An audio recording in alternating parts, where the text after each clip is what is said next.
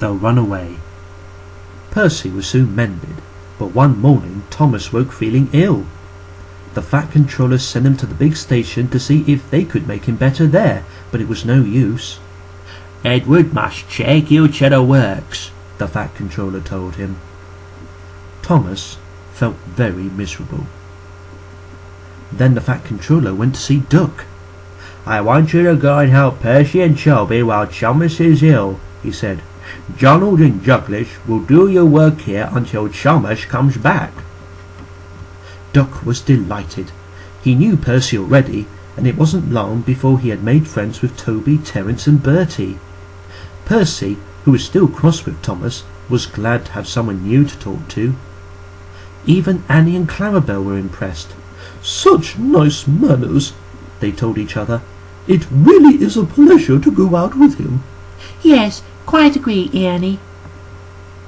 They soon made Duck welcome, and he laughed when they told him how Thomas had once left their guard behind at the junction.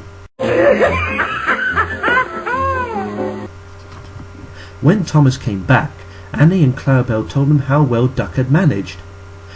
Though Thomas was jealous at first, he was so pleased to be home that he soon forgot it. But he didn't forget the affair with the coal. Percy was careful to keep out of his way. The works have left Thomas's handbrakes very stiff. It made his brakes seem as they were on, when in fact they weren't, and Thomas's driver and fireman soon learned to be extra careful. But one day, Thomas's fireman was ill, and a relief man took his place. At the junction, Thomas ran round with Annie and Clarabel. While his driver chatted to the station master on the platform, the fireman fastened the coupling.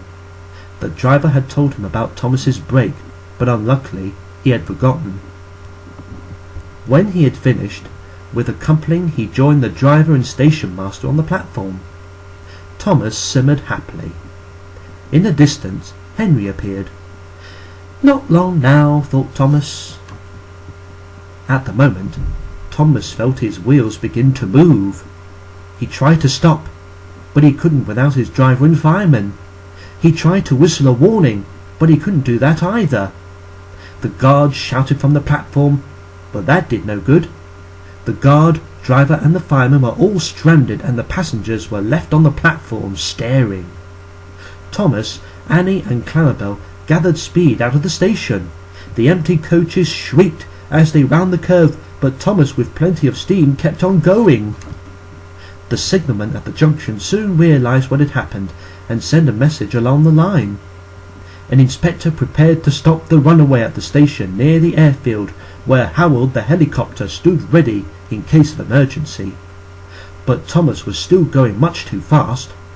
Quickly, the inspector climbed aboard Harold, and they took off.